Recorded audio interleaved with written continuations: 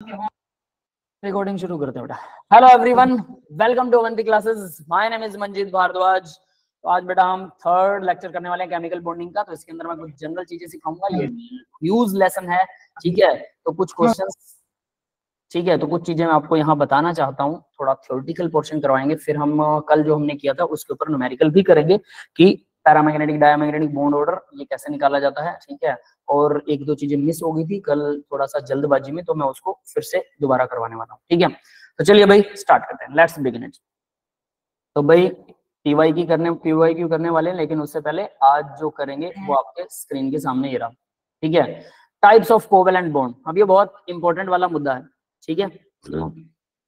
Covalent bond के type क्या होते हैं और इलेक्ट्रोनेगेटिविटी डिफरेंस से कोवेलेंट बॉन्ड को निकाला जा सकता है। 11th क्लास आप लोगों ने पता नहीं मुझसे करी थी कि नहीं, कुछ बच्चों ने की होगी, है ना, उसने नहीं की होगी, कुछ चीजें मिस रही होंगी, जैसा भी था। जल्दबाजी में भी थे 11th में हम लोग, क्योंकि सितंबर के अंदर हम लोगों ने सेशन शुरू किए थे, है ना।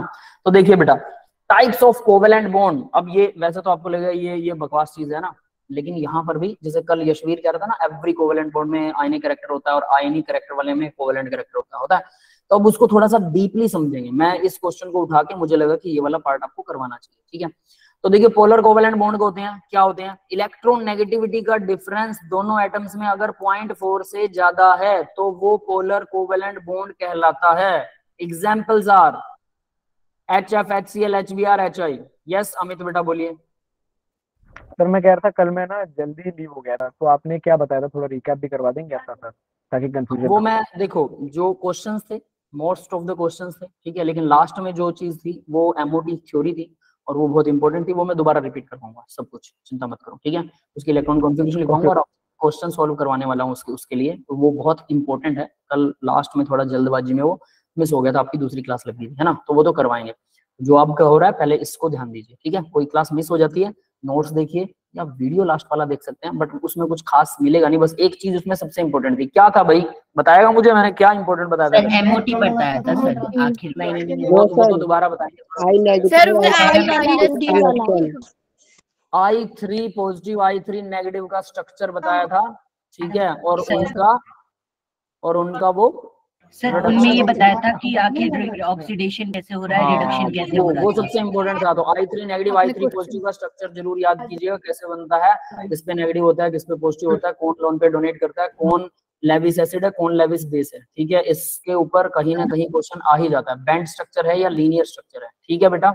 ये इंपॉर्टेंट चीज थी, सबसे इंपॉर्टेंट ये था। बाकी के सारे क्वेश्चन तो रद्दी वाले थे, इतने मतलब खास नहीं थे, ठीक है। प्रीवियस ईयर में आए हुए थे तो हम कर रहे थे। तो यहाँ पर जो इंपॉर्टेंट चीज है, अब आज जो थ्योरेटिकल इंपॉर्टेंट है, ठीक है, वो करवाने वाले हैं, ताकि आपका माइंड सेट यहाँ पर आ जाए। पोलर कोवेलेंट बॉन्ड होता है जिसका इलेक्ट्रोनेगेटिविटी डिफरेंस 0.4 से ज्यादा होता है। अब आप लोग मुझे कहीं से भी ढूंढोगे, मुझे नहीं पता, ठीक है, लेकिन आप लोग अब मुझे ढूंढ के बताओगे HF हाइड्रोजन का इलेक्ट्रोनेगेटिविटी कितनी होती है अभी हाइड्रोजन की? बोलो। क्लोरीन की होती है पाउलिंग स्केल पर 4, हाइड्रोजन की आप लोग बताओगे? ढूंढिए, कहां से ढूंढेंगे?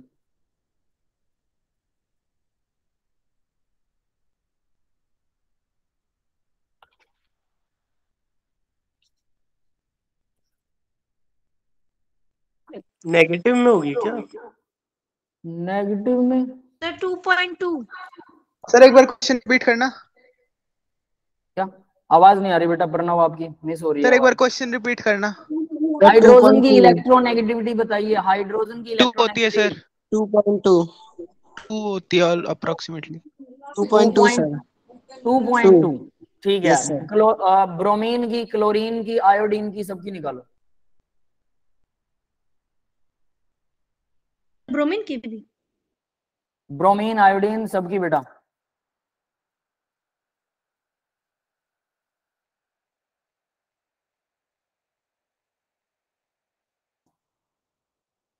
सबकी बताइए।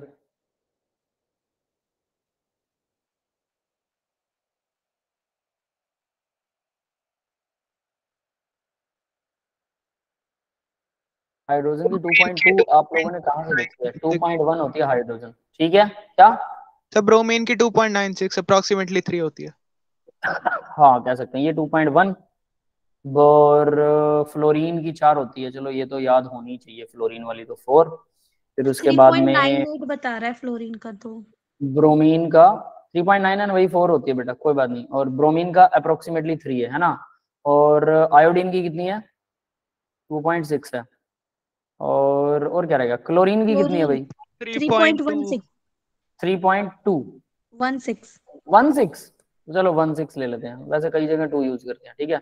तो देखो भाई, सबकी इलेक्ट्रोनेगेटिविटी डिफरेंस, इलेक्ट्रोनेगेटिविटी पता लगी। अब एक चीज बता देता हूँ, जनरली हम लोग क्या याद करते हैं, मैंने आपको पीरियोडिक टेबल वाला एक ना टेबल शेयर कर रखी है क्या मैंने? यस सर बिल्कुल की की हुई है ना। उसके अंदर मैंने लिखा हुआ है फ्लोरीन, क्लोरीन, ब्रोमीन, आयोडीन, इनकी मतलब फ्लोरीन क्लोरीन नहीं, फ्लोरीन क्लोरीन है, उसके अलावा इसकी कर रखी शेयर, नाइट्रोजन, ऑक्सीजन, फ्लोरीन, याद है इनकी इलेक्ट्रोनेगेटिविटीज सबकी मैंने शेयर कर रखी है। हाइड्रोजन की भी याद करिए, ठीक है। तो वो वहां लिखी हुई है, तो वो तो लर्न होनी चाहिए, हाइड्रोजन की भी लर्न होनी चाहिए, फ्लोरीन की भी लर्न होनी चाहिए।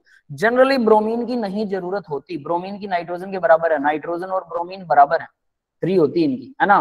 तो जनरली ब्रोमीन की जरूरत नहीं पड़ती है, बट यहाँ आइए तो याद कर लीजिए, आयोडीन की 2.5 है और क्लोरीन की 3.16 है, 3.2 जनरली यूज कर लेते हैं, ठीक है। डिपेंड करता है। अब देखो इनका इलेक्ट्रोनेगेटिविटी का डिफरेंस निकालो, हाइड्रोजन और फ्लोरीन का कितना निकल रहा है? 2, 1.9 अप्रोक्सीमेटली 2। तो Yes, sir. वो 0.4 से ज्यादा है, यस सर यस तो ये आयनिक है, सीधी बात। HCl का कितना निकल रहा है? 2.1 और क्लोरीन का कितना भाई? 3.16। तो 3.2 और 2.1 को अगर माइनस करते हैं तो क्या आता है? 1.1, जो कि 0.4 से ज्यादा है। HBr का, इसका भी ज्यादा है, हाइड्रोजन का। और आयोडीन का, आयोडीन कितना है? 2.6 और हाइड्रोजन 2.1, ये भी 2.4 से ज्यादा आ रहा है, ठीक है। Yes Yes, sir. sir. ठीक है, अब मेरी बात सुनो जरा ध्यान से। CH बॉन्ड, कार्बन का इलेक्ट्रोनेगेटिविटी कितनी होती है? 2.5, याद है? 2.5. Yes, sir. ठीक है, ये 4 जो एलिमेंट है उनमें आता है, और हाइड्रोजन की है 2.1, दोनों का डिफरेंस निकालना, 2.5 0.4 0.4. 0.4। तो 0.4 से ज्यादा हो तो वो आयनिक माना जाता है। तो यहाँ एक कमाल की बात यह है कि हाइड्रोजन जो है ना वो एक्सेप्शन में आता है। Hydrogen CH and CH bond, ये जो है ये नॉन पोलर और कोवेलेंट माने जाते हैं। इवन हम यहाँ कह रहे हैं यार 2.4 से अगर ज्यादा हो, 0.4 है, 0.4 से ज्यादा नहीं है, तो एटलीस्ट फिर भी कहीं इसका एग्जैक्ट वैल्यू निकाल, 2.1 से ज्यादा होती है ना इलेक्ट्रोनेगेटिव थोड़ी सी। क्या हाइड्रोजन की? यस सर, 2.1 से थोड़ी ज्यादा होती है। हाँ थोड़ी ज्यादा हम मान सकते हैं, बट एटलीस्ट ये भी कुछ कुछ आयनिक नजर आता है ना, कुछ कुछ। बट याद रखना इसको प्योरली कोवेलेंट ही माना जाता है, प्योरली कोवेलेंट। इसको हाइड्रोजन और कार्बन के बॉन्ड को 100% कोवेलेंट मानते हैं। अब ये चीज अब आपको याद रखनी कि ये 100% कोवेलेंट होता है। इलेक्ट्रोनेगेटिविटी देखो यहाँ बता रखा है, नॉन पोलर कौन सा होगा? अगर 0.4 के बराबर भी है तब भी उसे नॉन पोलर माने, उससे ज्यादा है, उससे कम है तो भी नॉन पोलर माना जाएगा। तो हमें पता है CH बॉन्ड ऐसा ही है। अब हाइड्रोजन, क्लोरीन, नाइट्रोजन, फ्लोरीन, ये सारे नॉन पोलर हैं। क्यों भाई? ये तो 0 आएगा ना इनका इलेक्ट्रोनेगेटिविटी Yes, डिफरेंस, sir. दोनों सेम एटम है। यस, क्लियर है? सर जो पोलर कोवेलेंट होता है वो आयनिक करेक्टर दिखाते हैं। पोलर कोवेलेंट, यस बेटा, आयनिक कैरेक्टर दिखाएगा। HF देखो, स्लाइटली नेगेटिव स्लाइटली पॉजिटिव, है ना। HCl में स्लाइटली नेगेटिव स्लाइटली पॉजिटिव, तो आयनिक कैरेक्टर ज्यादा हो गया इसमें, ठीक है। HCl एसिड होता है, H पॉजिटिव आयन और Cl नेगेटिव अलग हो जाता है ना सॉल्यूशन में, तो वो इसी वजह से होता है क्योंकि इनका इलेक्ट्रोनेगेटिविटी डिफरेंस ज्यादा है। समझ में आया? यस इन सबकी इलेक्ट्रोनेगेटिविटी याद करनी पड़ेगी? सबकी नहीं याद करनी है, ठीक है। मैंने एक पीरियोडिक टेबल का एक पेज शेयर कर रखा है, दोबारा शेयर करूं क्या भाई वो? यस सर, सर मैंने ऑफिशियल ग्रुप में कर दें। ठीक है, कईयों के पास नहीं होगा, ठीक है। देखो वो पीरियोडिक टेबल ना बुक में ही छपी हुई थी, ठीक है। मैं नेक्स्ट पेज पर, सर वहां आपने पर, वैसे उसमें कोऑर्डिनेशन कंपाउंड में नोट्स डाले, उनमें मिलेगा। वहां पर चलो कोई बात नहीं बेटा, वो DNF अरे वो ना पुराने हो चुके हैं, मतलब बच्चों को वो मिलेंगे नहीं, तो फिर बच्चे फिर से ना थोड़ी मतलब ढूंढना मुश्किल हो जाता है। रेगुलर हो हम क्लास में तो मिल जाती है, कोई बात नहीं। यहाँ उसको शेयर कर देते हैं यार, क्यों टेंशन ले रहे हो, है ना। तो देखिए जरा, किधर गया, ये रहा, Ctrl+C, हाँ आ गई, ठीक है। सामने स्क्रीन के सामने है भाई, दिख रही है सबको? ये से दिख रही है। Yes sir. पीरियोडिक टेबल, ठीक है। तो पीरियोडिक टेबल मैं इसको थोड़ा सा वाइड कर देता हूँ, बड़ा बना देते हैं इसको ताकि आपको और बेटरली नजर आए। ये बुक में ही छपी हुई थी, मैंने इसका फोटो खींचा हुआ है, कुछ कुछ मंत्र नहीं पढ़े, कुछ अलग नहीं किया है। और इसका फोटो जो खींचा था उसके अंदर मैंने कुछ पेन से कुछ चीजें एडिट कर रखी है, दैट इज व्हाई मैं इसको मतलब बड़ा प्रीसाइज तरीके से बहुत सारी चीजें मैंने ढूंढी थी, दैट इज व्हाई मैं इसको ठीक मानता हूँ कि भाई ये ठीक है। देखिए इसमें क्या क्या है, फेरस मेटल्स जो लिखा हुआ है मैं सारी चीजें बता देता हूँ, इससे आपका पीरियोडिक प्रॉपर्टी वाला लेसन भी कवर हो जाएगा, पीरियोडिक प्रॉपर्टी वाला, ठीक है। सर आपने जो फेरस, जब कोवेलेंट में फेरस मेटल पढ़ा रहे थे कि इन तीनों की प्रॉपर्टी सेम होती है, तभी ये बात निकाली थी। हाँ हो सकता है बेटा, है ना, वो मैंने बता रखी, एक दो बार दे रखी है आप लोगों को, शेयर कर रखी है, ठीक है। तो देखिए फेरस मेटल कौन सी होती है, ध्यान देना भाई, फेरस मेटल कौन सी है, आयरन, कोबाल्ट, निकिल। ये मैंने बॉक्स ऐसे बना रखा है, ये ध्यान रख लेना, ये वाला ऐसे बना हुआ है बॉक्स, पेन से ही बना हुआ है, ठीक है। ये है फेरस मेटल। फिर उसके बाद नीचे जो बॉक्स बना हुआ है, नीचे वाले बॉक्स के लिए यहाँ नीचे लिख रखा है प्लेटिनम मेटल। तो आयरन, कोबाल्ट और निकल ये फेरस मेटल होती है, इन तीनों को फेरस मेटल कहते हैं। क्यों? इन तीनों से मैग्नेट चिपक सकती है। मैग्नेट सिर्फ आयरन से नहीं चिपकती, कोबाल्ट और निकल से भी चिपक जाती है। अब भी देखो मैंने इसका कभी एक्सपेरिमेंट तो करा नहीं, ना तो मेरे पास कोबाल्ट है ना निकल है, बट मैंने ऐसा पढ़ा हुआ है, ठीक है। कहीं आप लोग मेरे ऊपर इल्जाम लगा दो कि सर आप तो कह रहे थे मैग्नेट इससे चिपक नहीं रही, है ना। आपको कभी फ्यूचर में मिले तो एक्सपेरिमेंट मैंने नहीं किया, बट मैंने पढ़ा है, ठीक है। तो इसलिए मैं पढ़ी हुई बात ही बता सकता हूँ। आगे देखते हैं, ruthenium, rhodium, palladium, platinum, iridium, osmium, ये 6 की 6 मेटल का एक अलग बॉक्स बना हुआ है, दिख रहा है ना सबको? ऐसे दिख रहा है। यस इनको बोलते हैं प्लेटिनम मेटल, मतलब इसमें प्लेटिनम आएगा और इसको प्लेटिनम मेटल बोलते हैं, ठीक है। तो ये तो दोनों आपको समझ में आ गया होगा। अब देखिए उसके बाद copper, AG silver, AU gold, इन तीनों को बोलते हैं कोइन एज मेटल। इनका नाम नहीं लिख रखा मैंने, क्योंकि ये बहुत आसान चीज है। जिनके पुराने टाइम में कोइन बनाए जाते थे, सिक्के बनते थे, उनको बोलते हैं coinage metals. Yes, clear है सबको? Yes sir. ठीक है, तो ये कोइन एज मेटल्स हैं। कॉपर के सिक्के सबने देखे होंगे, भले ही आप छोटे हो कितने भी, लेकिन कॉपर के सिक्के आपने देख रखे होंगे, है ना, सुना जरूर होगा, घर पे एक आधा जरूर मिल जाएगा।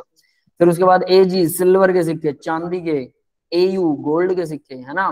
तो ये सब सिक्के आप लोगों ने देख रखे होंगे, घर पे रखा भी होगा किसी का चांदी और सोने का, मेरे को मत बताना, कोई दिक्कत नहीं, ठीक है।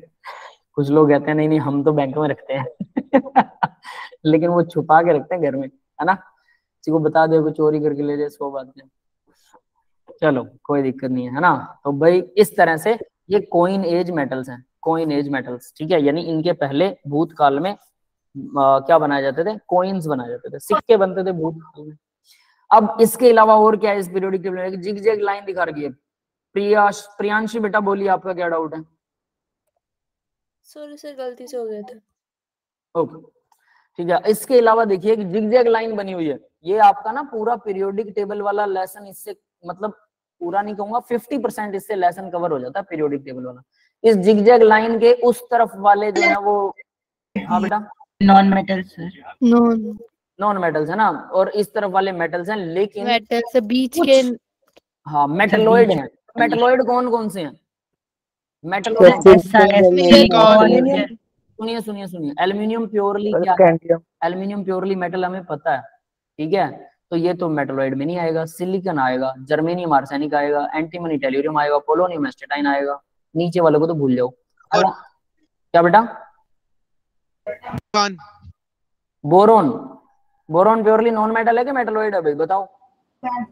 सर मेटलॉइड तो नहीं है, मेटलॉइड नहीं है, वो नॉन मेटल में non metal sir, non metal, ठीक है। तो इन दोनों को छोड़ दो पहले, जिगजैग लाइन पूरी तरह से सही किसमें आता है? क्या?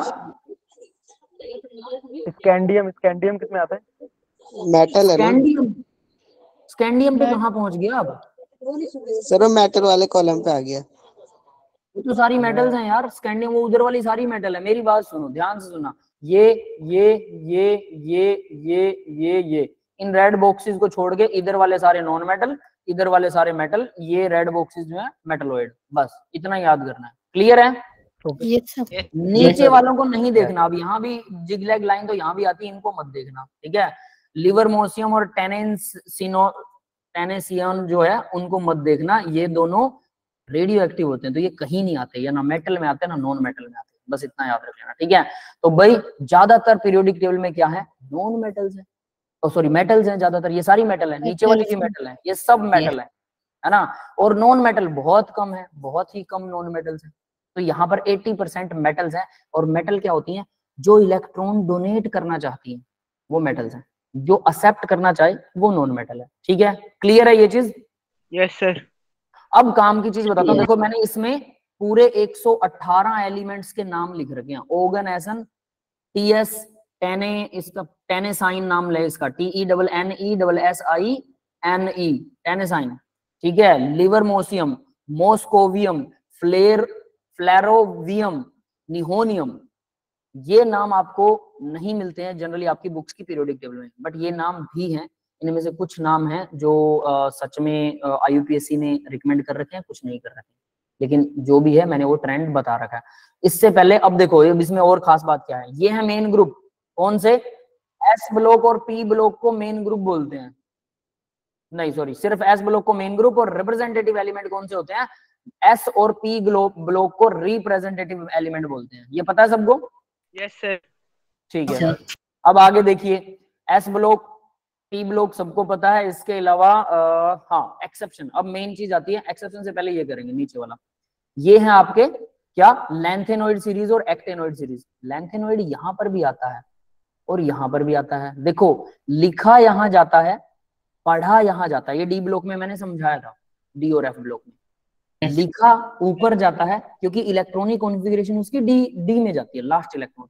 बट जब ये किसी से बॉन्ड बनाता है, जब केमिकल रिएक्शन करता है, तो इसका इलेक्ट्रॉन एफ में जाकर केमिकल रिएक्शन दिखाता है। इसलिए लैंथेनम और एक्टेनम जो है, एक्टिनियम जो है, वो दोनों लिखे जाते हैं डी में, पढ़े जाते हैं एफ में। इनकी केमिकल प्रॉपर्टीज एफ में पढ़ी जाती है। इसको ऐसे कह लो, वो बंदा रहता तो आपके घर में है लेकिन खाना पड़ोसी के घर खाता है। ठीक है ठीक है, तो ऐसे बंदे भी होते हैं, तो लाइक दैट, है ना, वो कम नहीं होते घर में ही खा लेना चाहिए उसे। पूरी पीरियोडिक टेबल में दो ही हैं बेटा, एक्सेप्शंस आर ऑलवेज देयर। पूरी लाइफ में आप देखोगे ना, एलिमेंट्स जो हैं वो हमारे जैसे ही हैं। हमारे अंदर झांक के देखो आप, जैसा आपको मिलेगा वैसा ही यूनिवर्स बाहर मिलेगा। सिंपल है, हम एटम से मिलकर बने हैं। एटम में वो सब कुछ है, 100 से ज्यादा सब एटॉमिक पार्टिकल होते हैं एक एटम में, वो सब हमारे अंदर है। बाहर भी वही है, उसके अलावा क्या है? खाली, है ना। ब्रह्मांड एक बहुत बड़ा शून्य है, इसके अंदर कुछ नहीं है और इसके बाहर तो कुछ है ही नहीं समझ गए ना?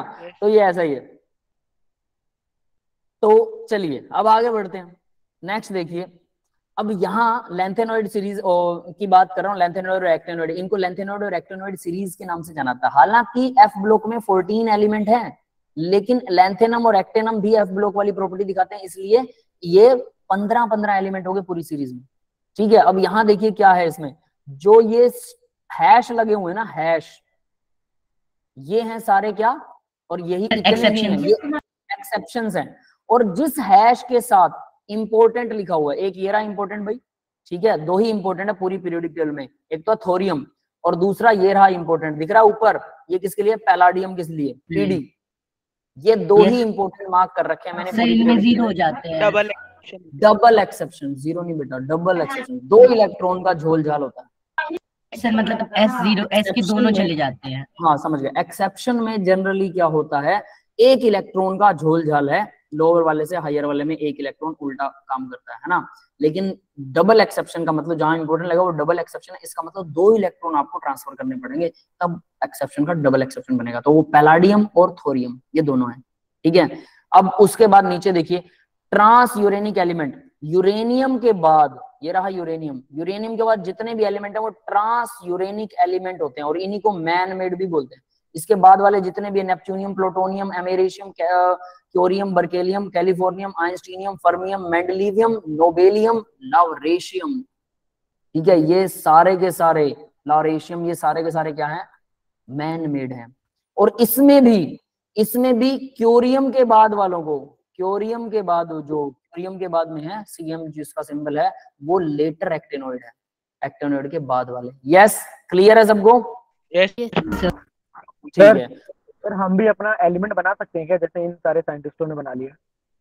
बिल्कुल बना सकते हो, ढूंढो, लेकिन ऐसा बनाएंगे मतलब एग्जिस्ट करना चाहिए ना। हम कह दें कि 4 चीजें जोड़ दें फिर एलिमेंट बन जाएगा, है ना। एग्जिस्ट करना चाहिए वो मोमेंट ऑफ टाइम के लिए, कुछ देर के लिए, उसकी कुछ यूनिक प्रॉपर्टीज। इन लोगों ने कैसे बनाया होगा, क्योंकि एलिमेंट्स तो नेचर में फाउंड होते हैं।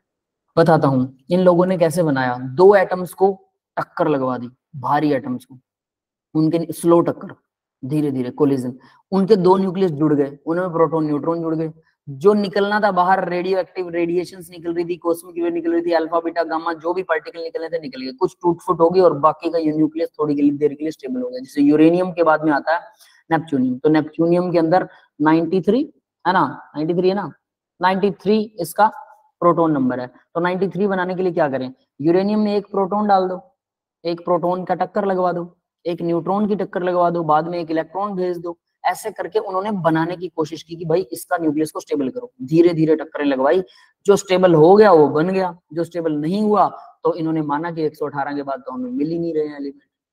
ठीक है सर हाँ बेटा।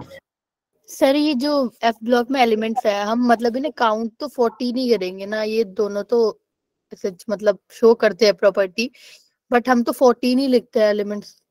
हाँ एफ ब्लॉक में 14 है, लैंथेनम और एक्टेनम जो है वो पढ़े जाते हैं, 15-15 पढ़े जाते हैं, रीडिंग तो 15 की लेनी पड़ेगी बेटा, कहे तो 14 ही जाएंगे ना, कहे तो 14 ही जाएंगे, लेकिन रीडिंग जो है वो 15 की करनी पड़ेगी, ये याद रख लेना।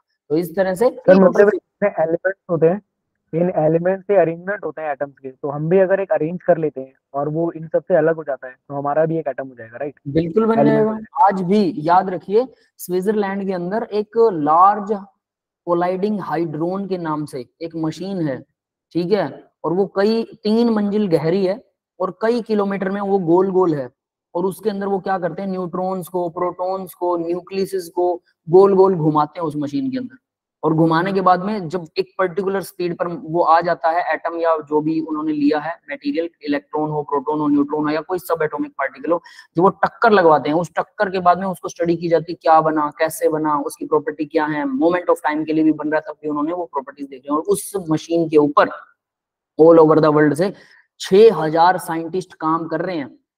अब हमारे लिए इतना पैसा कौन इन्वेस्ट करेगा बेटा, इंडिविजुअली नहीं करेगा ना, हमें उस टीम का पार्ट बनना पड़ेगा, वहां पर सिलेक्शन होगा, फिर हम वहां काम करेंगे, फिर अपना ओपिनियन देंगे, फिर उन्हें स्टडी बहुत सारी करनी पड़ती है, ऐसा नहीं है कि सिर्फ हम जाएं और कुछ भी आइडिया लगा दें, वो आइडिया वो लोग लगा चुके होंगे, ये कॉमन चीजें वो लोग सीख चुके और मतलब कर चुके होंगे। बट मैं ये नहीं कहता कि आपका आइडिया यूनिक नहीं हो सकता कि उन्होंने सोचा ही ना हो, है ना, दिए तले अंधेरा होता है, कई बार इंसान कॉमन चीजें नहीं सोच पाता है, साइंटिस्ट भी बड़े बड़े वो नहीं सोच पाते, कोई नया बच्चा भी बता सकता है, ये सच है, ठीक है, तो सबको सुनना चाहिए, तो हो सकता है आप बहुत अच्छा कर जाएं, बट एट लीस्ट आपको पढ़ना, बेसिक्स तो आपको पता ही होना चाहिए ना, तभी आप लोगों को जो स्टडी करवाइए ना बेसिक है, ये आने के बाद आप फिर कुछ सोचने के लायक बन जाते हैं, तो याद कीजिए इनको, फिर आप कुछ सोचने के लायक बनेंगे। सिंपल सी बात है, आप एक घर में गए, अब आप ये थोड़ा बता सकते हैं इसके अंदर, इस घर के अंदर किचन कहाँ है, टॉयलेट बाथरूम कहाँ है, बेडरूम कहाँ है, ड्राइंग रूम कहाँ है ना, हो सकता है बेडरूम ड्राइंग रूम जम की चीज ही ना हो उस घर में, सीधे नॉर्मल कमरे हो, सब एक जैसे हो, है ना, तो यानी कि जब तक आप उस घर में घूमेंगे नहीं तब तक आप उसके बारे में कैसे बता सकते हैं, और फिर आप किसी को दूसरे को गाइड करेंगे या उसमें कुछ अच्छा कंस्ट्रक्ट करना चाहेंगे, आपको उसमें कुछ और कमरे बनवाने हैं, तो जब तक आपको पता नहीं है कि क्या ऑलरेडी एग्जिस्ट कर रहा है तब तक आप नए चीजें नहीं बनवा सकते, इसीलिए आपको ये बेसिक चीजें जब तक नहीं आएंगी तब तक आप रिसर्च के लायक नहीं बनेंगे, है ना। तो बहुत सारी रिसर्चेज पढ़नी पड़ती हैं, रिसर्च पेपर आप लोग पढ़ सकते हैं, आइडिया दे सकते हैं, बहुत से बच्चे हैं ऐसे जो कभी कभी साइंटिस्टों को आइडिया देते हैं, वो कामयाब हो जाते हैं, लेकिन फिर वो ज्यादा आगे पढ़ते नहीं, उन्हें लगता बस मैं ही बॉस बन गया, फिर वो पढ़ना छोड़ देते हैं, तो बेसिक्स नहीं है, फिर आइडिया वो बेतु के आइडिया तो ठीक है वो पढ़ लेते हैं, कहते हैं बकवास है छोड़ो, है ना, वैसे करके। तो भाई ये चीजें ऐसे बनी थी, अब आपको समझ में आ गया होगा, आपस में टक्करें लगा लगा के कोलिजन से बनी है। यूरेनियम के बाद लेटर एक्टिनोइड का मतलब है ये बाद में ढूंढे गए थे, ये लेटर एक्टिनोइड्स हैं थ्योरियम के बाद वाले, ठीक है, तो डबल एक्सेप्शन भी आपको पता लग गए। अब ये सारी चीजें अब आपको समझ में आ गई होंगी पूरी। मेरा क्वेश्चन आया था सर ये बहुत कम समय के लिए एग्जिस्ट करती होंगी ना। रेडियो एक्टिव एलिमेंट्स जो होते हैं, जो एक्टिनोइड सीरीज है ना, वो सारे के सारे रेडियो एक्टिव है, और इनका सबका हाफ लाइफ टाइम जो है, जो हमने रेट ऑफ रिएक्शन वाली रिएक्शन केमिकल काइनेटिक्स में पढ़ा था, हाफ टाइम कईयों का तो नैनो सेकंड्स में है, नैनो सेकंड में हाफ लाइफ है ना, मतलब आपने 1 ग्राम बनाया, वो नैनो सेकंड्स में आधा रह गया, फिर उससे आधा, जब तक आप उसको स्टडी कर पाओगे तब तक वो खत्म ही हो गया। तो सोचो कितना मुश्किल से उन्होंने उनकी स्टडीज की होंगी, आइडियाज लगाए होंगे, है ना, तो उनके लिए अलग मेथड्स अप्लाई किए जाते हैं। सर समझ गए? हमें नेचर से कैसे होगा जब ये गायब हो जाता है तो मिलता? अरे नहीं, वो क्या करते हैं, within the reaction, in the situ reaction के अंदर ही किसी एलिमेंट को जोड़ देते हैं, फिर उसकी प्रॉपर्टीज भी उसी टाइम पर स्टडी की जाती हैं, उसको फ्रीज करने की भी कोशिश की जाती है कि नॉर्मल एनवायरनमेंट में वो एग्जिस्ट नहीं कर रहा, बहुत लो टेम्परेचर पर, बहुत लो प्रेशर के ऊपर है ना, हाई प्रेशर लो टेम्परेचर के ऊपर उसको एग्जिस्ट करवाने की कोशिश करते हैं। मतलब अकेला है कोई, क्या करेगा, अकेला है और बहुत ठंडा है, तो न्यूट्रॉन का प्रोटॉन का जो आपस में एक्सचेंज होता है, मीजोन पार्टिकल्स का एक्सचेंज होता है, पाई पार्टिकल्स, याद है ना, करवाए थे मैंने। तो वो जब एक्सचेंज होता है उससे प्रोटॉन न्यूट्रॉन में कन्वर्ट होता है, उसको अगर हम रोक दें, इतना ठंडा कर दें 0 केल्विन टेम्परेचर पर, है ना, ऐसे कुछ टेक्निक्स लगाते हैं वो लोग जिससे उसको ठंडा भी करते हैं, प्रेशर का भी अरेंजमेंट करते हैं, फिर उसके बाद उसकी स्टडीज को के लिए भी कुछ ना कुछ करते हैं। तो there are lots of things, मुझे ज्यादा नहीं पता है, सिंपल मैं बताऊं, बट मैं आपको आइडिया दे सकता हूँ कि ऐसा कुछ करते हैं वो। एग्जैक्टली क्या करते हैं वो आपको रिसर्च पेपर से पता लगेगा, और ये काम फिजिक्स का है, केमिस्ट्री का नहीं, इसलिए मैं इससे थोड़ा अननोन हूँ। क्लियर है? तो मतलब रेडियो एक्टिव एलिमेंट होते हैं नेचर में पाए जाते हैं ना, या नहीं बिल्कुल पाए जाते हैं, नेचर में अपने आप बनते हैं, कई बार रेडियो एक्टिव एलिमेंट, यूरेनियम भी तो बनता है ना, हमारे देश में थोरियम सबसे ज्यादा मिलता है, पता है? अब यहाँ से एक इंटरेस्टिंग चीज पता है सर। सर एक फिल्म में देखा था। सर एक बार बता, मतलब देख रहा था न्यूज, तब उन्होंने बताया था कि हमारे देश को यूरेनियम एक्सपोर्ट करना पड़ता है क्योंकि थोरियम ज्यादा बनता है, थोरियम ज्यादा मिलता है। और अगर हम थोरियम से न्यूक्लियर रिएक्टर चला पाए, सोचिए थोरियम से न्यूक्लियर रिएक्टर चल गया तो मजे नहीं आ जाएंगे, क्योंकि थोरियम तो हमारे पास भर भर है, लेकिन हमारे पास यूरेनियम कम है, तो यूरेनियम बाहर से खरीदना पड़ता है।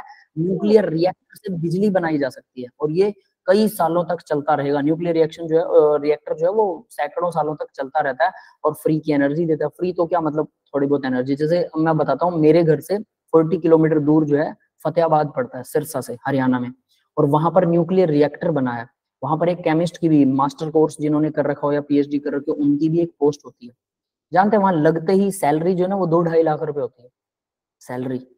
पर प्रॉब्लम है वहां पर, जो लोग वहां काम, वहाँ रेडिएशन, पे अगर लीकेज हो जाए, रेडिएशन, अरे लीकेज नहीं, वहां थोड़ी बहुत तो फिर भी होती है, वो बहुत केयर करते हैं, उनको सूट वूट भी दिया जाता है रेडिएशन से बचने का। उसके बावजूद जो बंदा वहां पहली बार जॉब करता है, उसको 6 महीने तो कुछ भी खा रहा है उसको टेस्ट ही नहीं आएगा, उसे यूं लगेगा बस मिट्टी खा रहा है। कुछ भी खिला दो, नमक मिर्च कुछ नहीं लगेगी, उसे महसूस होना बंद हो जाता है, सोचो, है ना। फिर उसके बाद उसको ना 20-25 साल 30 साल बाद रेडिएशन के असर से अगर वो लगातार काम कर रहा है, तो वहां पर उसे कैंसर होने के चांसेस उसके बढ़ जाते हैं। इवन जेनेटिक्स भी बदल जाती है, मतलब मुझे अगर कुछ ना हुआ तो मेरे आने वाली जनरेशन को कुछ ना कुछ हो जाएगा, कैंसर उनको होने के चांसेस बढ़ जाते हैं। इसलिए लोग काम करना वहां पर कम पसंद करते हैं। At least there are lots of people जिनका माइंड सेट अलग लेवल का होता है, तो पैसे के लिए भी जाते हैं, बहुत सारी चीजें, है ना। तो भाई जब वहां रिएक्टर खुल रहा था, तब हमारे जैसे उन्हें भी देखा था कि यार अप्लाई करें। फिर मैंने सोचा, मैं कहा नहीं यार, जिंदगी से बढ़कर क्या है, एंजॉय करना है, पैसा ही थोड़ा सब कुछ, और पैसा कमाने के there are lots of other methods also, है ना। चलिए, तो ये अब आपको पीरियोडिक टेबल समझ में आ गई बेटा सबको?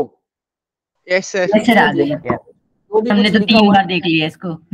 एक्सेप्शंस हैं उनको याद कीजिए, ठीक है, और इसको लर्न करने की टेक्निक भी मैंने बताई हुई है। तो यहाँ पर अब हम इसी के अंदर था सच, एक और वो चीज, असली चीज तो बताना भूल गया। देखो क्लोरीन की 3.5, ये कितनी है क्लोरीन की? 3.16। Yes sir 3.16। अब इसमें थोड़ा सा मेरे को ना हमेशा डाउट रहता है कि क्लोरीन की इलेक्ट्रॉनेगेटिविटी को ऑक्सीजन के साथ में कंपेयर किया जाता है कि दोनों की इलेक्ट्रॉनेगेटिविटी अप्रोक्सीमेटली, एक क्वेश्चन है कि क्लोरीन और ऑक्सीजन की इलेक्ट्रॉनेगेटिविटी अप्रोक्सीमेटली बराबर है। तो अगर ये 3.2 और वो 3.5 है, तो ये अप्रोक्सीमेटली तो बराबर नहीं है, ठीक है। अब भाई मुझे नहीं पता, यहाँ मैं 3.2 कर देता हूँ, कोई दिक्कत नहीं, लेकिन इसके ऊपर मैंने क्वेश्चन पढ़ रखा है, बच्चों को करवा भी रखा है। तो सर, इस अब ये नाइट्रोजन की कंपेरेबल होती है ना, क्लोरीन और नाइट्रोजन की कंपेरेबल होती है? नहीं, ऑक्सीजन के बारे में भी नहीं था। सर, FNOCl होता है ना, तो O और Cl की होगी सर। चलो कोई बात नहीं, कोई दिक्कत नहीं, छोड़ो उसको, ठीक है। वो एक क्वेश्चन था, कभी मैंने काफी बार पढ़ा उसको, बट अब हम उसको फॉरगेट करते हैं। यहाँ आप अपने हिसाब से कर सकते हैं, कोई दिक्कत नहीं। तो ये इलेक्ट्रोनेगेटिविटी लिख रही है, फ्लोरीन की 4 है पाउलिंग स्केल पर, ऑक्सीजन 3.5 है, नाइट्रोजन 3 है, कार्बन 2.5 है। ये इस तरह से कम होती जाती है, और यहाँ हाइड्रोजन भी 1.2 होती है अप्रोक्सीमेटली। इसको भी आप याद करना, यही इलेक्ट्रॉनिक कॉन्फ़िगरेशन है, बस आपको याद करनी है। सॉरी क्या बोल रहा हूँ, ये इलेक्ट्रोनेगेटिविटी याद करनी है। बाकी की आप कहीं पर याद करना चाहें, ठीक है, कोई एक आधी सामने आती है, जैसा कि इस केस में सामने आ रहा है ब्रोमीन का, है ना, आयोडीन का, तो ये आप यहाँ पर भी याद कर सकते हैं। क्लियर है बेटा? यस सर आज मेरा क्वेश्चन आया पेपर में केमिस्ट्री के, इसी पीरियोडिक टेबल से रिलेटेड। हाँ, आ जाते हैं क्वेश्चन, आते हैं बिल्कुल, उस लेसन में से बहुत सारे क्वेश्चन। बता दोगे आप? क्या बता दोगे आप? हाँ बता दूंगा, मतलब क्या पूछना चाह रहे हो, क्वेश्चन पूछना चाह रहे हो क्या? सर क्वेश्चन, हाँ क्वेश्चन ये है कि actinoid contraction is greater from element to element than lanthanoid contraction, और इसका ना हमें रीजन देना था। एक्टिनोइड कॉन्ट्रैक्शन ग्रेटर होती है from element to element lanthanoid contraction के कंपेयर में। लेंथेनोइड के कंपैरिजन में एक्टिनोइड ग्रेटर होती है। हाँ तो दोबारा सिंपल है, रिपीट। इसका एटॉमिक मास जो है वो ज्यादा होता है तो ग्रेटर ही होगी कॉन्ट्रैक्शन। सब कुछ एटॉमिक मास पर डिपेंड करता है। लेंथेनोइड कॉन्ट्रैक्शन को अच्छे से समझ लो, अगर ये समझ में आ गई तो एक्टिनोइड कॉन्ट्रैक्शन भी समझ में आ जाएगी। और ये ज्यादा या कम क्यों होती है, दोनों का लगभग सेम सिमिलर बिहेवियर होता है, लेकिन अगर ये ज्यादा है तो इसका रीजन है इसका मोलर मास ज्यादा है। मोलर क्या, एटॉमिक मास। इस वजह से अट्रैक्शन, न्यूक्लियर साइज बड़ा है, इस वजह से इसका अट्रैक्शन ऑब्वियस है ज्यादा होगा, तो कॉन्ट्रैक्शन ज्यादा होगा। ठीक है, और देखो लेंथेनोइड कॉन्ट्रैक्शन मैंने डी ब्लॉक में समझा रखा है, थोड़ा सा डिटेल वाला काम है वो लेंथेनोइड कॉन्ट्रैक्शन का, 15-20 मिनट आधा घंटा लग सकता है, वो वहां से अगर आप समझ लोगे ज्यादा बेटर रहेगा। लेंथेनोइड कॉन्ट्रैक्शन एक्चुअल में क्या होती है और उसके कंसिक्वेंसेस कैसे आते हैं। ठीक है, डी ब्लॉक में मैंने करवा रखा है, किया हुआ है सबने भाई? Yes sir. जिन्होंने डी ब्लॉक पढ़ा था सर ना, करा हुआ है सर, आपने बताया था सर अच्छे से। ठीक है, वो एक्चुअल में कॉन्ट्रैक्शन जो होता है वो कम कॉन्ट्रैक्शन होता है ना, वैसे मैंने बोला था कि ये लेस कॉन्ट्रैक्शन है।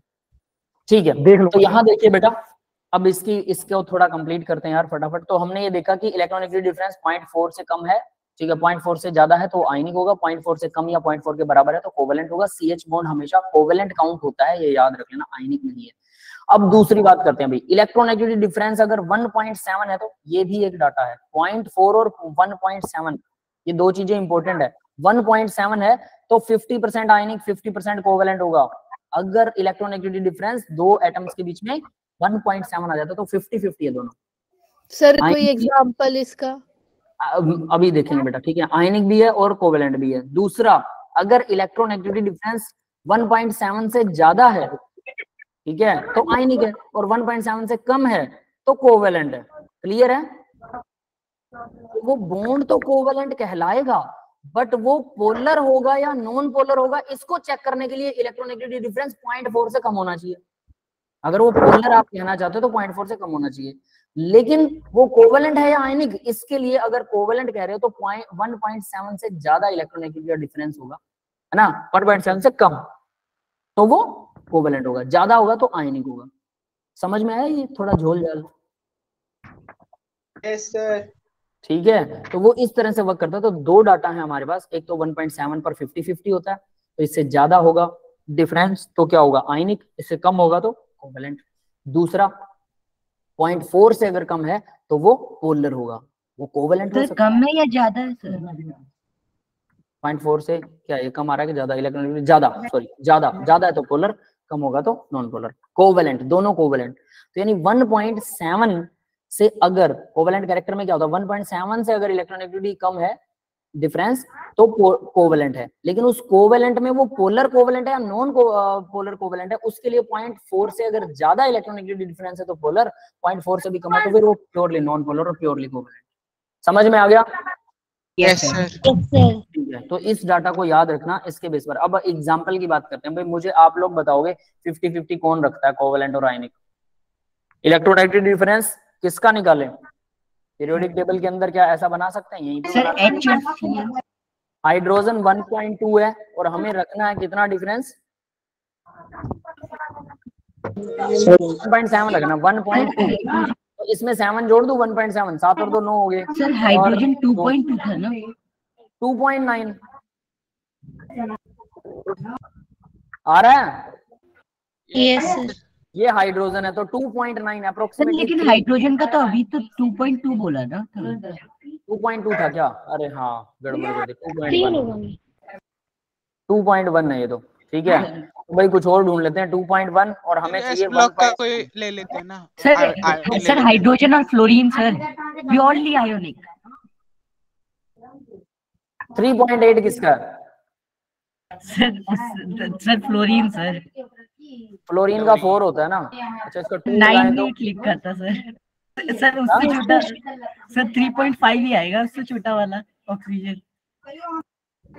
ठीक है, जैसा भी मान लो, ये H और F, अगर H और F बॉन्ड की बात करते हैं तो क्या हम इसको कह सकते हैं 50% कोवेलेंट 50% आयनिक? नहीं, ये तो आयनिक होता है, लेकिन काफी हद तक कोवेलेंट के पास होता है ये HF बॉन्ड। सर ऐसा कोई BeI2 क्या? BeI2 BeI2 सर बी का बेरिलियम का इलेक्ट्रॉन आयनिक वो कितना है भाई? आई का 2.6 है, बेरिलियम का कितना है? सर 1.57 जहाँ पे देखा है सर। 1.5। Yes sir 1.57। 2.6 में से 1.5 को माइनस करेंगे कितना आएगा? नहीं यार ये कैसे बोल रहे हो? 1.1 आ रहा है। हाँ Li लिथियम आयोडाइड Li आवाज कट रही है प्रणव बेटा आपकी। सर Li कर दो, Li आ जाएगा वो बोल रहे हैं सर। लिथियम का 1.1 दिखा रहा है, मतलब 1 ही दिखा रहा है लगभग, 0.98 1 है और 2.7 है, ये 2.6 है, 6 अप्रोक्सीमेटली। चलो इसको 7 लगा देते हैं, ये 7 आ गया, 1.7 आ गया, ठीक है। LII ये वाला जो है ये 50-50 है भाई, ठीक है। एग्जांपल मिल गया बेटा? यस। LII जो है वो अप्रोक्सीमेटली 50-50 है भाई। अपना माइक ऑफ रखिए बेटा, बैकग्राउंड साउंड आ रहा है। सर ZnAr का भी तो हो जाएगा। किसका? ZnAr AR मतलब आर्गन, ये कह रहे हो? आर्गन Zn के साथ रिएक्शन, आर्गन Zn के साथ रिएक्शन नहीं करेगा बेटा। चलो कोई बात नहीं, लोट्स ऑफ एग्जांपल आ रहे हैं। आर्गन का तो डाटा ही नहीं है सर, वहाँ पे इलेक्ट्रोनेगेटिविटी है। हाँ वो वैसे भी नहीं आएगा, उसकी इलेक्ट्रोनेगेटिविटी 0 होती है, लेकिन at least lots of examples you can make. बस मेरा मतलब ये था कि आप लोग खुद बनाने की कोशिश कीजिए, आपको आंसर मिल जाएगा, ठीक है। तो अब भाई समझ में आ गया? yes, ये दोनों डाटा याद रखना, 0.4 और 1.7। बस इसको कहीं भी नोट कर लो, फ्रंट में नोट कर लो, नोटबुक के फ्रंट में नोट कर लो, ताकि आप आगे से कंफ्यूज ना हो। जैसे कल यशवीर ने मुझसे पूछा कि सर ये स्लाइटली पॉजिटिव नेगेटिव वाला चक्कर, तो यहाँ से अब आपका वो क्लियर हो जाएगा, क्रिस्टल क्लियर हो जाएगा। आगे देखते हैं बेटा। नेक्स्ट पोलराइजेबिलिटी और पोलराइजिंग पावर, इसमें बच्चों को बहुत कंफ्यूजन होती है। तो एनायन जो होता है, नेगेटिव आयन की पोलराइजेबिलिटी होती है, एबिलिटी टू एक्सपेंड, ढीला पिला, पिलपिला, एबिलिटी, जहां एबिलिटी आएगा वो पिलपिला होगा, है ना। पोलराइजिंग पावर क्या होती है? कैटायन की पावर है attract electron cloud, electron cloud को अट्रैक्ट करने की पावर। डाइपोल मोमेंट हम समझ पढ़ चुके हैं पहले ही, mu equal q into d होता है, क्यू चार्ज है, डी डिस्टेंस है, यूनिट डेबी होता है, ऐसा यूनिट कूलम मीटर होता है, चार्ज कूलम और डिस्टेंस मीटर, ठीक है। ये पढ़ चुके हैं। 1 डेबी के अंदर 3.33 इंटू 10⁻³ कूलम मीटर होते हैं, तो डेबी को कूलम मीटर में कन्वर्ट कर सकते हैं, ठीक है। समझ में आ गया ये? इसके ऊपर आप डाइपोल मोमेंट को कैलकुलेट करने के ऊपर कुछ न्यूमेरिकल भी करके देखना, कहीं ना कहीं आपको एनसीईआरटी में मिल जाएंगे, है ना। पोलराइजेबिलिटी का मतलब देखिए कि मेरे पास एक एनायन है क्लोरीन नेगेटिव, तो क्लोरीन नेगेटिव पर इलेक्ट्रॉन्स घूम रहे हैं चारों तरफ, ठीक है, कोई दिक्कत नहीं है। अब एक कैटायन है मेरे पास, पोलराइजिंग पावर जिसकी होती है, कैटायन के पॉजिटिव लगा लो, Na पॉजिटिव लगा लो, किसी को भी लगाओ, ठीक है। तो ये कैटायन इसके इलेक्ट्रॉन को अट्रैक्ट तो करेगा ना, इसके साथ चिपका रहेगा। तो अगर क्लोरीन बहुत बड़ा मतलब वो हो, जैसे आयोडीन होता है, बहुत सारे शेल्स होते हैं उसमें, बहुत बड़ा नेगेटिव आयन होता है आयोडीन नेगेटिव। अब इसके साथ में अगर पोटेशियम को लेके आओगे तो ये इसका इलेक्ट्रॉन क्लाउड ढीला पिला सा होता है, वो आयोडीन से ऐसे फैलकर और पोटेशियम की तरफ, यानी यहाँ पर कम और यहाँ पर ज्यादा हो जाता है, ऐसे हो जाता है। ये हो जाता है आयोडीन का इलेक्ट्रॉन क्लाउड। यहाँ पर है उसका सेंटर, ये वाला सेंटर है आयोडीन का, ये ध्यान रख लेना। ये लो ग्रीन वाला सेंटर है, तो इलेक्ट्रॉन यहाँ कम घूम रहे हैं, इस तरफ ज्यादा घूम रहे हैं, ये बन गया स्लाइटली नेगेटिव, इधर है स्लाइटली पॉजिटिव। तो इलेक्ट्रॉन क्लाउड पहले था सिमेट्रिकल, गोल था पूरा, अभी क्या हो गया? सिमेट्रिकल से अनसिमेट्रिकल, तो जिसकी वजह से इसको डिस्टोर्ट कर दिया, खराब कर दिया। ये है एबिलिटी। पावर किसकी है? पोटेशियम की पावर है कि वो उसे टेढ़ा कर सके, उसके इलेक्ट्रॉन क्लाउड को डिस्टर्ब कर सके। और एबिलिटी किसकी है? एनायन की एबिलिटी है कि वो कितना पिलपिला ढीला पिला है। अगर एनायन बहुत छोटा हो, बहुत ही छोटा, फ्लोरीन नेगेटिव ले लो, छोटा सा होता है, क्या इसके इलेक्ट्रॉन खींचने की हिम्मत है किसी में? चाहे आप एल्यूमिनियम 3 पॉजिटिव ले आओ, 3 पॉजिटिव इस पे, ये भी इसके इलेक्ट्रॉन नहीं ले सकता, ये ढीला नहीं है, ये बहुत सख्त है ना। समझ में आ गया बेटा सबको? Yes sir. ठीक है, तो ये ऐसे काम करता है। पोलराइजेबिलिटी, पोलराइजिंग पावर याद रख लेना, एनायन और कैटायन की होती है। इसी के ऊपर अब एक क्वेश्चन आने वाला है, यहाँ पर थोड़ा सा उसका वो पढ़ेंगे। रिजल्टेंट डाइपोल मोमेंट, ठीक है, उससे पहले एक रिजल्टेंट डाइपोल मोमेंट का एक फॉर्मूला है भाई, हमने कल ये तो वेक्टर का फॉर्मूला है सर, फिजिक्स में पढ़ा है।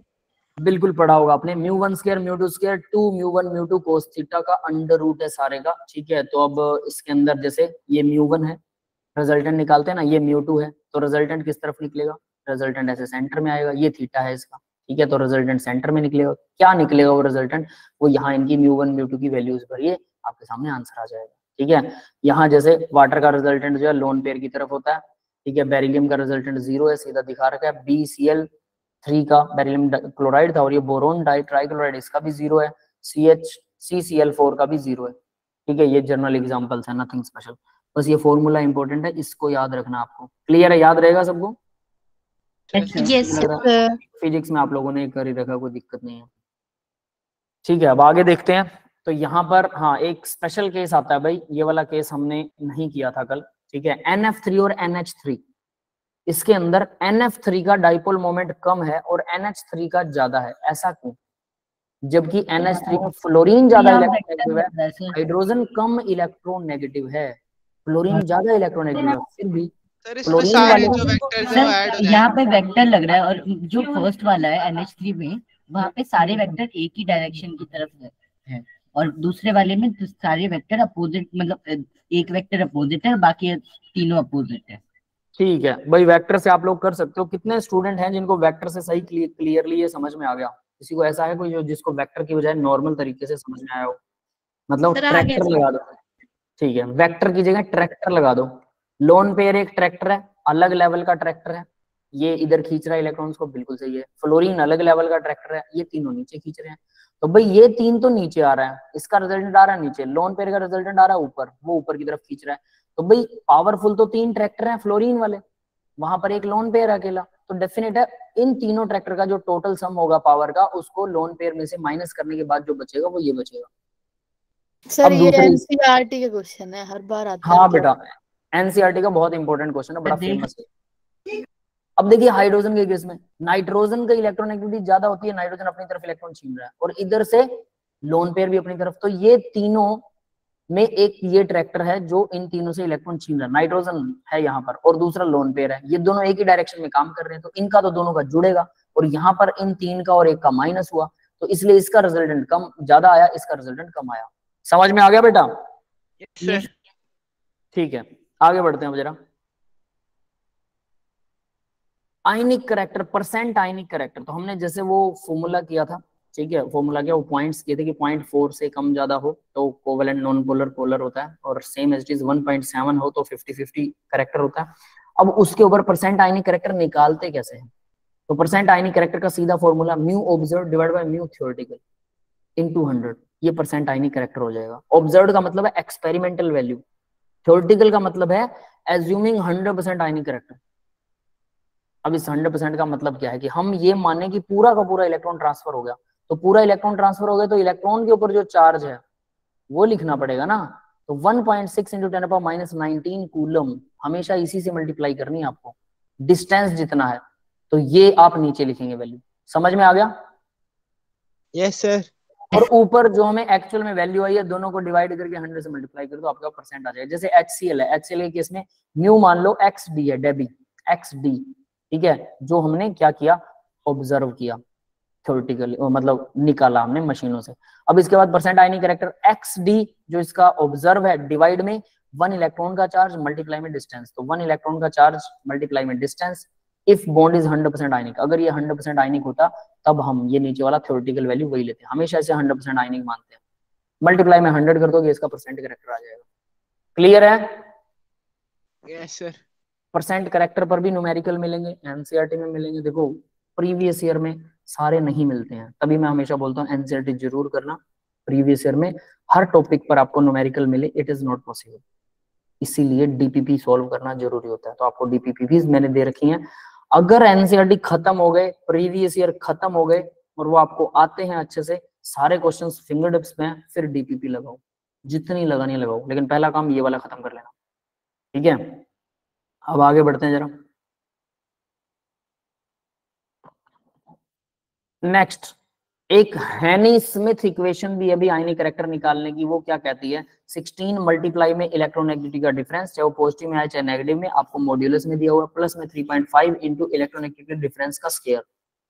इससे भी आप परसेंट आयनिक कैरेक्टर निकाल सकते हैं। There are two methods, one is this one and previous one we have done already. Yes, clear है बेटा सबको? यस तो सर। इसमें जरूरी नहीं 100% वो आयनिक। इसमें कोई 100% नहीं लेना हमें, वो पीछे वाले में था। इसमें हमें इलेक्ट्रोनेगेटिविटी के डिफरेंस को 16 से मल्टीप्लाई कर देनी है और उसी डिफरेंस का स्क्वायर करके उसको 3.5 से मल्टीप्लाई कर देनी है और उन दोनों को जोड़ देना, आपके पास में आयनिक कैरेक्टर अपने आप आ जाएगा। ठीक है, ओके समझ में आ गया सबको? सर अब आगे बढ़ते हैं।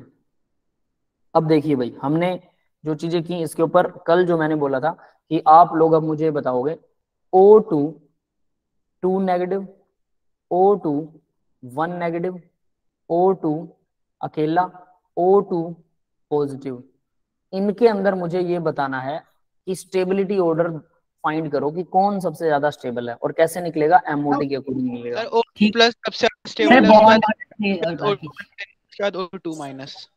सर ये बता दिया था आपने कल वैसे। मैंने वैसे बता आपने दिया था, बता आपने दिया था सॉल्व सर। किया क्या? ये सॉल्व किया था आप लोगों ने क्या? Yes, share sir. कर रखा है। ठीक है, सबने सॉल्व कर लिया था।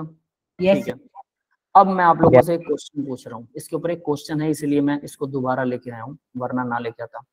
मान लो किसी का बॉन्ड ऑर्डर, दो मॉलिक्यूल्स हैं, उनका बॉन्ड ऑर्डर सेम है। अलग अलग मॉलिक्यूल हो सकते हैं, सेम तो मतलब सेम मॉलिक्यूल में तो सेम ही मिलेगा, लेकिन अलग अलग मॉलिक्यूल्स हैं जिनका बॉन्ड ऑर्डर सेम है। जैसे कि अब मुझे आप लोग बताइएगा N2 पॉजिटिव, N2 नेगेटिव, इनमें, इन तीनों में और इन चारों में किसका बॉन्ड ऑर्डर सेम है? बॉन्ड ऑर्डर सेम है ना सर, ये पूछा ना आपने? Bond order same. N2 positive, N2 positive और O पॉजिटिव। O2 positive. इन दोनों का बॉन्ड ऑर्डर सेम है? यस 2.5 सेम है। सर 2.5 है दोनों का। दोनों का 2.5 है। ठीक है, बाकी सबको समझ में आया भाई? यस सर, निकाल रखा है। ठीक है, बहुत अच्छी बात है। तो अगर इनका 2.5 है दोनों का, तो दोनों में से स्टेबल मॉलिक्यूल कौन सा है? कैसे N2 positive, sir N2 positive. कैसे क्योंकि पता O2 करूं? पॉजिटिव में एंटी बॉन्डिंग मॉलिक्यूलर ऑर्बिटल में एक इलेक्ट्रॉन है जो उसको लेस स्टेबल बना रहा है। दैट इज द रीजन कि कैसे पता करते हैं कि अगर दो मॉलिक्यूल्स हैं, उनका बॉन्ड ऑर्डर अगर सेम आया, नंबर ऑफ बॉन्ड तो सेम है, अब बॉन्ड के बेस पर ही हम देखते हैं कि भाई कौन सा ज्यादा स्टेबल है, जिसमें नंबर ऑफ बॉन्ड ज्यादा है वो ज्यादा स्टेबल होता है। लेकिन अगर नंबर ऑफ बॉन्ड सेम हो दो मॉलिक्यूल्स में, तब स्टेबिलिटी कैसे पता करते हैं? जिस मॉलिक्यूल में बॉन्डिंग ज्यादा इलेक्ट्रॉन है, एंटी बॉन्डिंग कम है, ठीक है, वो ज्यादा स्टेबल है। जिसमें एंटी बॉन्डिंग ज्यादा है, बॉन्डिंग कम है, वो कम स्टेबल है। अब बॉन्ड ऑर्डर कैसे निकल सकता है कि एंटी बॉन्डिंग और बॉन्डिंग में डिफरेंस होगा तो बॉन्ड ऑर्डर में भी डिफरेंस आएगा आपके हिसाब से?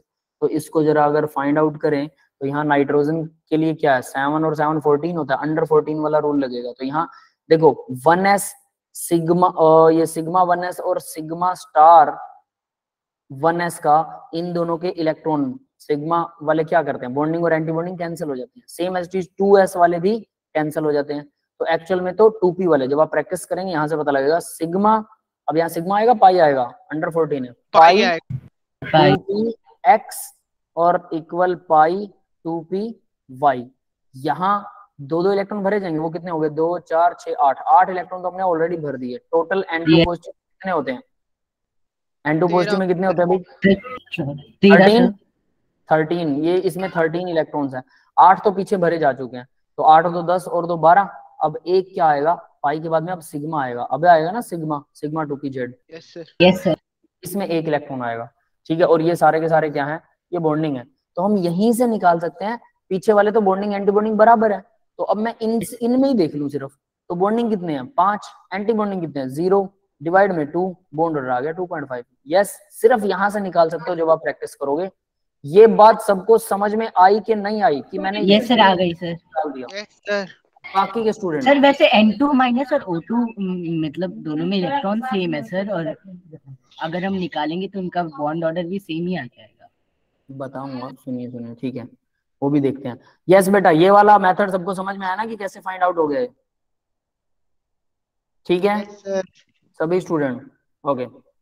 अब आगे देखिए जरा, अब बात करते हैं O2 पॉजिटिव की। तो O2 पॉजिटिव में इसके इलेक्ट्रॉन बराबर बता रहे हो ना आप, तो 8 दूना 16, 15 इलेक्ट्रॉन है यार इसमें, बराबर कैसे होंगे? यहाँ 13 है, वहां 15 है, बराबर। यशवीर बेटा किसको काउंट कर रहे थे आप? सर मैं N2 माइनस की बात कर रहा हूँ, उसमें सेम है। हाँ, उसमें 15 और इसमें 15 है, ठीक है, वो अलग है। आप लोगों ने तो ये वाला एग्जांपल दिया था मुझे यार। चलो इसको भी देखते हैं सर जरा। इन दोनों में बॉन्ड ऑर्डर सेम था सर, 13 और 15 में। मतलब ठीक है 15 वाले में भी ठीक है, सेम अब उसमें इलेक्ट्रॉन सेम है, उसका भी मैटर देखेंगे। ठीक है उसका मैटर भी, इनको कंपेयर करते हैं। तो देखिए यहाँ O2 पॉजिटिव है, तो O2 पॉजिटिव के बाद क्या होने वाला है, यानी मैं सीधा इसी फॉर्म को लिखूंगा। तो यहाँ पहले सिग्मा आएगा, सिग्मा 2pz, क्योंकि ये 14 से ज्यादा है। सिग्मा 2pz में 2 इलेक्ट्रॉन आ गए, फिर उसके बाद पाई 2px, फिर पाई 2py, दोनों इक्वल हैं। तो भाई पीछे 8 हो गए, 10 2 12 और 2 14। अब उसके बाद 15 है ना इसमें, फिर क्या आएगा, पाई स्टार 2px, किसी एक में कर देते हैं, 2py में तो वही पाई स्टार 2py है ना, 2πpy जो भी है पाई स्टार, ये स्टार वाला है। तो इसमें एक इलेक्ट्रॉन आ गया। अब देखो इसमें कितने बॉन्डिंग, 6, एंटी बॉन्डिंग कितना है, 1 है ना। यहाँ पर भी 5 ही आ रहा है, 5/2, यहाँ पर भी 2.5 ही आ रहा है। ये समझ में आ गया सबको, कैसे 2.5, कैसे bond order, bonding anti bonding पलट गए। कैसे पलटे, यहाँ पर सिग्मा पहले भरा जा रहा था, वहां पर पाई पहले भरा जा रहा है। अब बात करते हैं एक और, जो यशवीर बता रहा है, अगर नंबर ऑफ इलेक्ट्रॉन सेम हो जाए, N2 नेगेटिव में कितने इलेक्ट्रॉन होंगे, 15 ही होंगे सर 15 है ना। बट ये अब कैसे भरा जाएगा, मैंने बोला था नेगेटिव चार्ज नहीं देखना हमें, नेगेटिव को छोड़कर 14 इलेक्ट्रॉन होते हैं दोनों में, तो 14 वाला यानी यही वाला फॉलो होगा। तो 15 इलेक्ट्रॉन भरने हो तो 8 2 10 2 12, और यहाँ पर आएंगे 2 14, और एक और आएगा, वो किसमें आएगा, पाई स्टार में आएगा, इसमें एक आ गया। ठीक है, अब बताओ इसका बॉन्ड ऑर्डर क्या बनेगा, ये N2 का बना रहे हैं 15 वाले का, कितना बनेगा, 2 4 6 6 -1 कितना आया, इसका बॉन्ड ऑर्डर भी 2.5 ही आ रहा है, N2 नेगेटिव का भी 2.5 आ रहा है, और इधर से O2 पॉजिटिव का भी 2.5 आ रहा है ना। बॉन्ड अब ऑर्डर इनकी स्टेबिलिटी कैसे देखेंगे, इनकी स्टेबिलिटी आप लोग बताओ, इनकी स्टेबिलिटी कैसे देखोगे। इनमें एंटी बॉन्डिंग में यहाँ पर भी क्या है, एक है, यहाँ पर भी एक है, और बॉन्डिंग वाले इसमें भी एनर्जी same तो है। नहीं लगेगा कहीं पे कि bonding मतलब वाला। एंटी बॉन्डिंग वाले ऑर्बिटल की एनर्जी जैसे। रुकिए बेटा, तो यहाँ पर इन दोनों में O2 पॉजिटिव और N2 पॉजिटिव में दोनों में कौन सा स्टेबल होना चाहिए, दोनों का बॉन्ड ऑर्डर सेम है, दोनों के बॉन्डिंग और एंटी बॉन्डिंग इलेक्ट्रॉन सेम है, तो कौन सा ज्यादा स्टेबल होना चाहिए, सोचो जरा। एक आसान तरीका है, एक थोड़ा घुमाने वाला है, तो आप लोग आंसर दे सकते हैं, जरा सा सोचिए, हमारे पास टाइम कम है, आपकी दूसरी क्लास शुरू होने वाली है। आ रहा है किसी के दिमाग में? सर N2 प्लस होगा क्योंकि वो छोटे एटम है नाइट्रोजन के। क्या क्या इलेक्ट्रोनेगेटिव है वो तो पॉजिटिव चार्ज अनस्टेबल होगा। हाँ देखो, ये एक पॉइंट बढ़िया उठाया वरुण ने, इलेक्ट्रॉन नेगेटिव एलिमेंट देखिए जरा, ऑक्सीजन इलेक्ट्रोनेगेटिव एलिमेंट है, और ऊपर से उस पर पॉजिटिव चार्ज है। यस, तो यही ज्यादा स्टेबल होगा, पहली बात। दूसरी चीज एक और देख सकते हैं, यहाँ बन रहा है सिग्मा बॉन्ड, यहाँ बन रहे हैं पाई बॉन्ड की एनर्जी कम है, सिग्मा वाले की हाई हो गई भाई, तो इसकी वजह से भी अनस्टेबिलिटी गेन करेगा, यानी N2 नेगेटिव अनस्टेबल है, O2 पॉजिटिव ज्यादा स्टेबल है। समझ में आ गया? सर ऐसे एनर्जी से ही सोचा जाएगा ना इसमें, मतलब जैसे हम एंटी बॉन्डिंग और बॉन्डिंग देखते रहते हैं।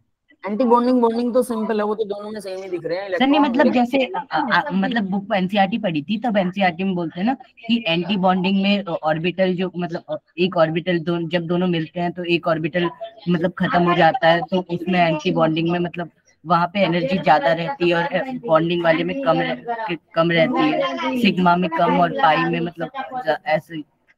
ठीक है, वो सारी चीजें ठीक है, लेकिन मैं जो कह रहा हूँ कि उन सबको देखने के बावजूद भी यहाँ थोड़ी कंफ्यूजन होगी ना, दो अलग अलग मॉलिक्यूल्स है बेटा, इस वजह से हम यहाँ पर इलेक्ट्रोनेगेटिविटी डिफरेंस भी चेक करेंगे कि दोनों में कौन सा ज्यादा है, और सिग्मा और पाई बॉन्डिंग की स्टेबिलिटी भी चेक करेंगे, और उससे पता लगेगा कि कौन सा ज्यादा है। ये एक इंपॉर्टेंट पॉइंट था जो कल मिस हो गया था। सबको समझ एक्सप्लेन कर दो। क्या बेटा? सेकंड वाला रीजन फिर से बता दो एक बार शॉर्ट।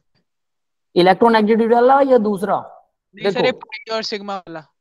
देखो यहाँ है सिग्मा बॉन्ड, ठीक है, सिग्मा पहले बन रहा है, यहाँ पर पाई पहले बन रहा है, सिग्मा बाद में बन रहा है, मतलब सिग्मा की एनर्जी हाईयर है, सिग्मा बॉन्ड की एनर्जी हाईयर और पाई की लोअर है। पाई तो वैसे ही वीक बॉन्ड होता है, भले उसकी एनर्जी लोअर हो, लेकिन वो वीक बॉन्ड होता है सिग्मा के मुकाबले, बॉन्ड तो वीक है ना, तो स्टेबिलिटी किसकी ज्यादा होगी? स्टेबिलिटी सिग्मा वाले की ज्यादा होनी चाहिए, जो पहले सिग्मा बना रहा है, और वो उसकी स्टेबिलिटी भी ज्यादा है उधर से। और पाई भले वो स्टेबल हो, आपको लग रहा है कि वो पाई स्टेबल है, लेकिन वो छेड़खानी तो करेगा, डेफिनेट सी बात है, तो उसकी स्टेबिलिटी लेस होगी एज कम्पेयर टू ऑक्सीजन। एक रीजन तो ये है, कि हम सिग्मा और पाई को कंपेयर कर लें, लेकिन कई बार ये रीजन फेल हो सकता है। कोई और मॉलिक्यूल अगर आप ढूंढोगे तो दोनों को कंपेयर करना कि ऑक्सीजन ज्यादा electronegative as compared to nitrogen, और नाइट्रोजन पे नेगेटिव चार्ज है, ऑक्सीजन पे पॉजिटिव है, तो डेफिनेट ऑक्सीजन वाला स्टेबल होगा, भले उसमें 2.5 बॉन्ड है और नीचे वाले में भी 2.5 बॉन्ड है। ये क्लियर है, सबको समझ में आ गया? Yes sir. बाकी के स्टूडेंट बताओ भाई। ये मैंने फटाफट बताया है क्योंकि आप लोगों को लग रहा था कि हमने कर लिया सबने, तो अगर ये समझ में आ गया तो बहुत अच्छी बात है। ठीक है, सबको क्लियर है ना बेटा? ये सीरीज याद करने में दिक्कत होती है। क्या याद करने में? ये सीरीज वाली जो 2 पाई सिग्मा वाली है। ये अरे बेटा कल मैंने बताया तो था, लिख के दिखाया था कि ये सीधा याद कर लो, बहुत आसान था यार। मेरे साथ साथ कल प्रैक्टिस करते आप, है ना? शायद आप कल थे नहीं इसलिए। कोई बात नहीं, एक बार याद कीजिए, आपको याद हो जाएगा। एक बार अच्छे से लिख कर 5-7 क्वेश्चन करके देखो, अपने आप याद हो जाता है ऑर्डर, तो कोई दिक्कत नहीं। सर मैंने तो इसके लिए भी ट्रिक बना दी थी। That's all for the today's class. बेटा मैं रिकॉर्डिंग स्टॉप कर रहा हूँ, कुछ पूछना है तो पूछ।